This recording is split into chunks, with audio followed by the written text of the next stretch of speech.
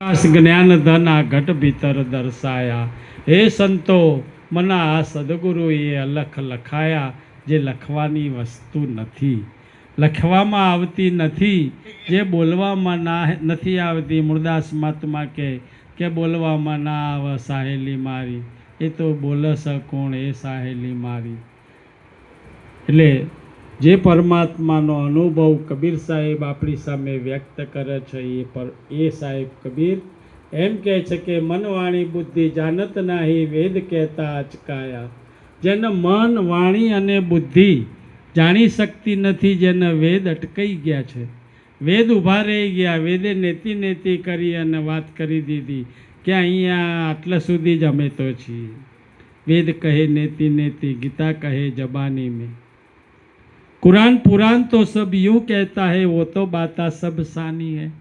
કોઈ શાસ્ત્ર પુસ્તક આપણને સંતોષ આપી શકતા નથી। આપણે વાંચીએ છીએ, આપણને અનુકૂળ આવે છે, મજા આવે છે, આનંદ આવે છે એટલે આપણે વાંચીએ છીએ, પણ જે તરસ લાગી છે ને એ छिपाती નથી। કેમ કે નટવર તો પ્રગટ મળે ને તઈ સુખ થાય। અવિનાશી તો અખિલમાં બેઠો, કહો કોનું દુઃખ જાય। પરમાત્મા તો પ્રગટ છે, પણ આપણને સમજાતો નથી।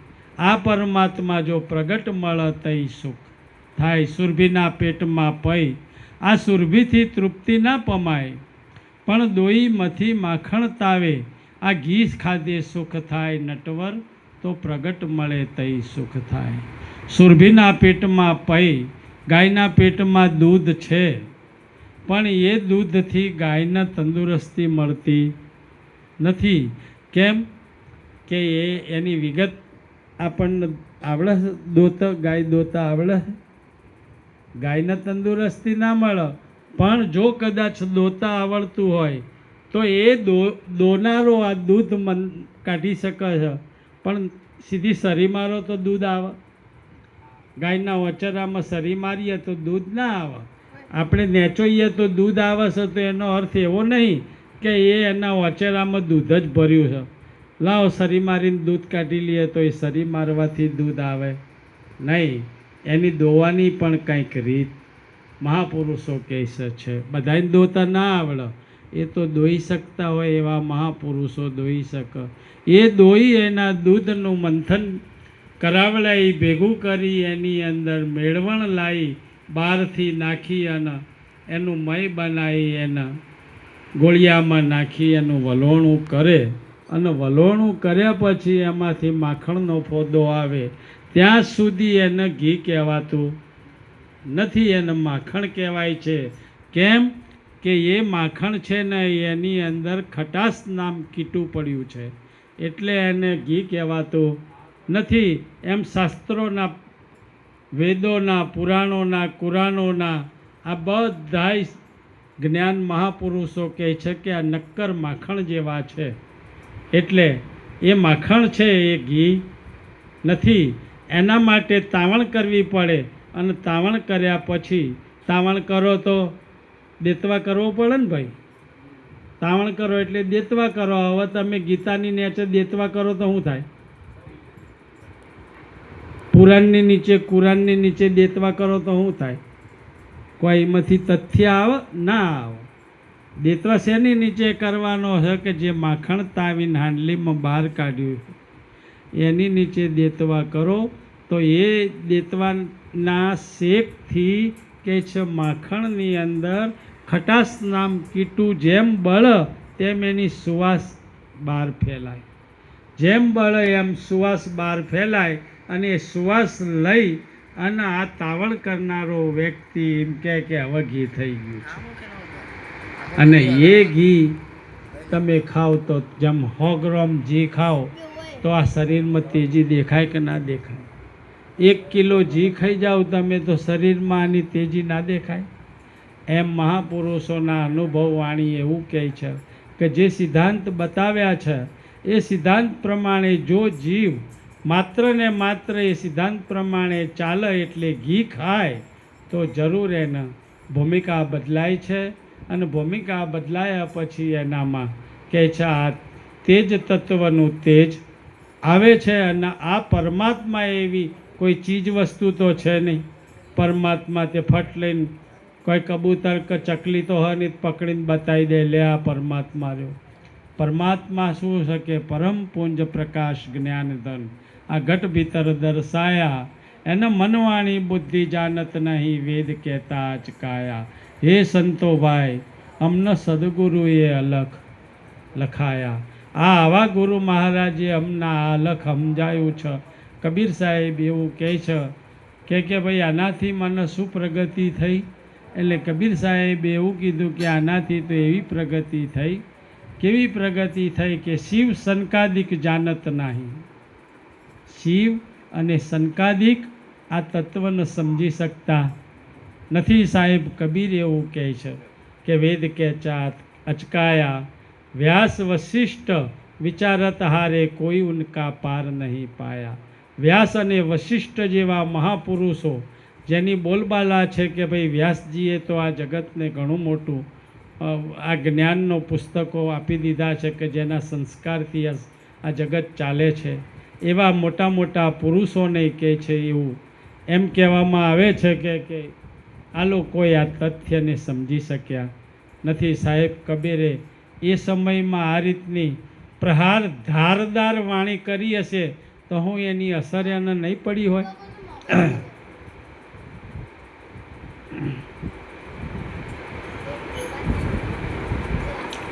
આવી પ્રહારવાળી વાણી સાહેબ કબીરે કીધું કે વેશ વશિષ્ઠ વિચારત હારે કોઈ પાર નહીં પાયા.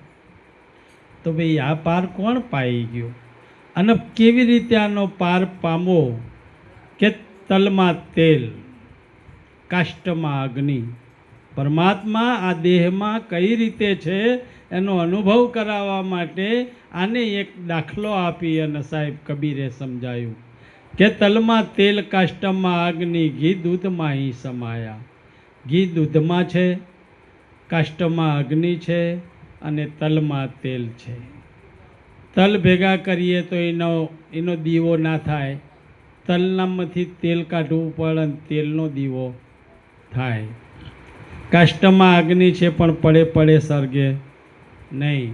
એનો કોઈ સંજોગ થાય, સામે કાંઈ ચકમક આવે તો જ કહે છે એ અપ્રગટ અગ્નિ પ્રગટ થાય. એમ સાહેબ કબીરજીએ આ દાખલો આપ્યો અને કીધું કે તલમાં તેલ, કાષ્ટમાં અગ્નિ, ઘી દૂધમાં હીં સમાયા. ઘી દૂધમાં છે, તલમાં તેલ છે. આ રીતે પરમાત્મા આપણા દેહની અંદર સભર ભરેલો છે પણ આપણને સમજાતો નથી. કેમ કે આપણે 99.9 દેહથી બહાર વ્યવહાર કરીએ છીએ. 1 પોઈન્ટ પણ આપણે અંદર ઉતરતા નથી. 1 પોઈન્ટ પણ જો કદાચ ઉતરી જાય ને આધી સાખી સરકાટે આખી કહાં સમાય. રતિભાર જો ઘટમાં ઉતરન તો સાહેબ કે બેડો પાર થઈ જાય. એક રતિભાર જો આ ઘટમાં ઉતરી જાય તો કહે છે આપણો બેડો પાર થઈ જાય એવો છે. આખી સાખી તો આપણે જીરવી શકીએ એવા નથી. આ મહાપુરુષો આપણને આ સિદ્ધાંત સમજાવે છે. જેમ તલમાં તેલ છે, કાષ્ટમાં અગ્નિ છે, ઘી દૂધમાં હીં સમાયા.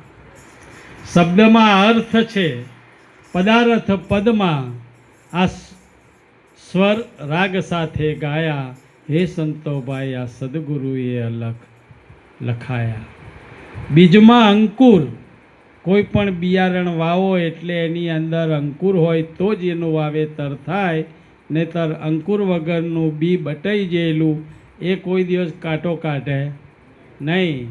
બીજમાં અંકુર. પત્ર ફલ ફૂલ લાયા.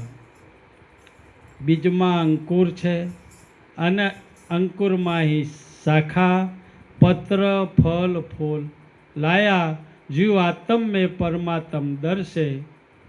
આત્મની અંદર પરમાત્મ છે. આપણા દેહની અંદર આત્મા છે પણ કોઈને આપણે આત્મા કંઈ બોલાવતા નહીં. બોલાવીએ આમ તો સચોટ સાચો શબ્દ છે કે એ આત્મા એમ કરીને આપણે કેમ નથી બોલાવતા?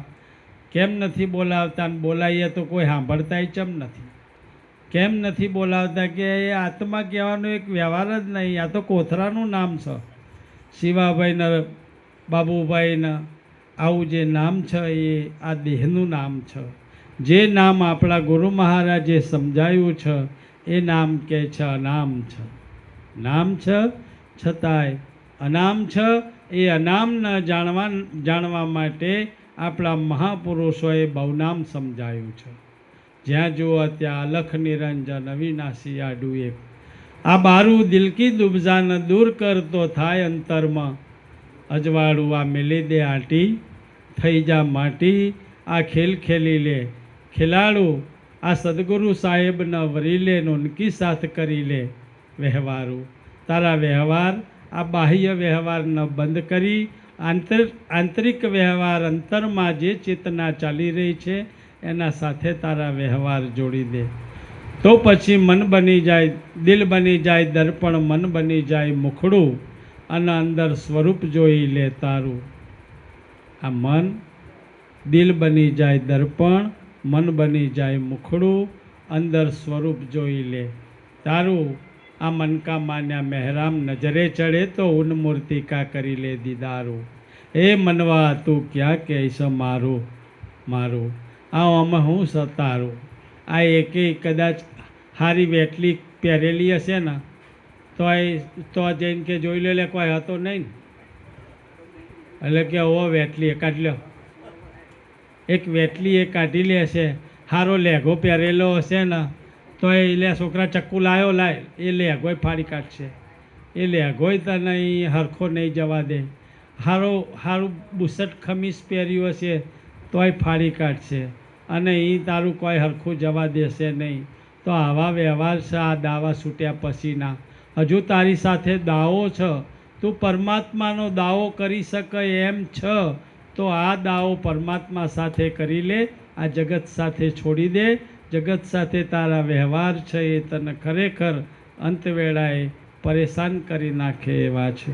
આ જગત તને ક્યાંક કોઈએ હોભરી હોય તો, કારણ કે આ બધા ભાઈઓ આપણે છીએ ને, આપણે હોભરી હશે કે કોઈક મરી જાય ને એટલે તો જઈ અને એનો નિકટનો વ્યક્તિ હોય ને એને કે લે સીધે સીધો જઈને બેહી ના જતો કે ચમ કે ધરમપોક મૂકજે. તે ધરમપોક છે એ મૂકવાની મન તો નહીં આવડતી. એટલે પેલો ગયડો ડોહો હોય ને એ શીખવાડે કે ભાઈ એનું નામ શું હતું. એટલે કે એનું નામ જગાભાઈ હતું. એટલે કે તું એમ કહેજે કે ઓ તો પહેલો જ આવ બાપા, ઓ મારા જગાભાઈ રે. જે બી મરનાર વ્યક્તિ પાછળ ધરમપોખ મૂકવામાં આવે એમાં ઓ પહેલો આવે. ચમ ઓ પહેલો આવે એનું સંશોધન કોઈએ કર્યું નથી. આ તો આગળથી હેડ્યું આવ્યું નીમ હેડ્યું જાય છે. કોઈને કોઈ પૂછતું નથી. અને ધરમપોખ કરી અને પછી બેઠા પછી બધા ભાઈ આવી ગયા, ભાઈ પેલું લઈ આવો, ખાવપણ લઈ આવો. અને જે પેલી નોમી કહે છે એના આવા નોમી હતો એ જતો રહ્યો એટલે એને શું કહે નોમી કહે. જે નોમી હતો એ તો જતો રહ્યો એટલે એને નનામી કહે છે. એવા આવા આપણા સામાજિક વ્યવહારો આવા પ્રકારના છે. પણ એની અંદર આવું આધ્યાત્મિક જ્ઞાન પડ્યું છે. એમાં સૂક્ષ્મ દ્રષ્ટિએ કોઈએ નજર કરી નથી. અને હવની હંગાથે રૂમાલ લઈને આપણે જઈએ. ભાઈ રૂમાલ લઈને ચમ જઈએ કહેજો, કોઈને ખબર હોય તો. ચમકે મરનારાએ સારું નહીં કર્યું ને એટલે મોઢું ઢોકવા માટે આપણે હારા આમ મોઢું ઢોકીને રોઈએ છીએ. ચમકે એ તો સારો આવે એવો જતો રહ્યો. અમારે એક બેન હતા, એમના ઘરવાળા મરી ગયા. તે બેન રોતા નહોતા એટલે બધા બૈરા ભેગા થઈને શેડાવાળીને રોવો. પણ મરનારા ધણીની બેન તો રોતી જ નથી. એટલે કીધું કે ચમ રોતા નહીં તમે. એટલે બીજા ડોશીમાં જેવા હતા એમને એવું કીધું કે એમને બહુ આઘાત લાગ્યો. ઓહો. એટલે બીજા હતા તો કે ઘરવાળા મારો તો આઘાત તો લાગે ને. એટલે બીજા ડોશી હતા એમ કે પણ કે ઘરવાળા જ્યાં એટલે માથાનું 70 જતું રહ્યું ને. અને પેલી ભાઈ ચૂપ બેઠી હતી 4-2 કલાકથી નહોતું બોલવું, પણ આ બધા હલાઈને ઊંચું કર્યું અને બોલતી કરી.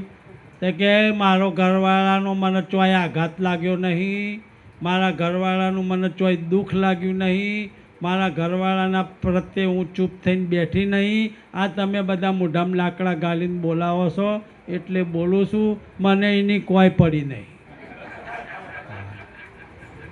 હા તો કે અમે તો એમ સમજતા હતા કે તું તારા ઘરવાળાના આઘાતથી રોતી નહીં. કે ના ના એવું કોઈ નહીં, પણ હું તો વિચાર કરું. તે પેલા બધા બૈરા કે શું વિચાર કરો? કે હું એમ વિચાર કરું છું કે હું ગઈને કહું કે મોઢેથી બોલીને કહું. કે ગઈને કે એટલે સારું લાગે થોડું, મોઢેથી બોલીને કે તો સારું વાત જેવું લાગે. એટલે કે હાર તાણ હોભરો આગી જાવ લી એમ કરી બે જણીઓને આગી કરી નહીં ને તો શેડો ખેંચ્યો માથાનો અને આમ બે પગે હાથ બે ખૂણીઓ લગાવી અને બરાબર પકડી અને લેકો ચાલુ કરી દીધો. ભાઈ ઓ મારા રોમ રે, તમને હગે ના જોણ્યા, તમને વાલે ના જોણ્યા. એટલેથી ચાલુ ચમકે ભાઈ સેલ ટેક્સમાં ઇન્કમ ટેક્સમાં ચોક નોકરી કરતો હશે એટલે હિસાબી કિતાબી જીવન હશે. તે બસમાંય બેસતો નહોતો, હેઠ તો ઘેર આવે ને હેઠ તો જતો હતો. રસ્તામાં કોઈને નડતો નહોતો, કોઈને ગાય આવે તોય એમ ટેરો દઈને હટી જતો હતો.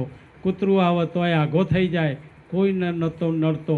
કોઈને હાય હેલો કહેતો નહોતો, કોઈને આવજો જજો કહેતો નહોતો. એટલે એ બૈરાએ આ બધી જોયેલી પરિસ્થિતિનો અનુભવ વાણી કરી કે એ મારા રોમ રે, તમને હગે ના જોણ્યા. ચમક હગે વાલે ચોય કોમ પ્રસંગે એ બઈ કે મારે જવું પડતું હતું, એ તો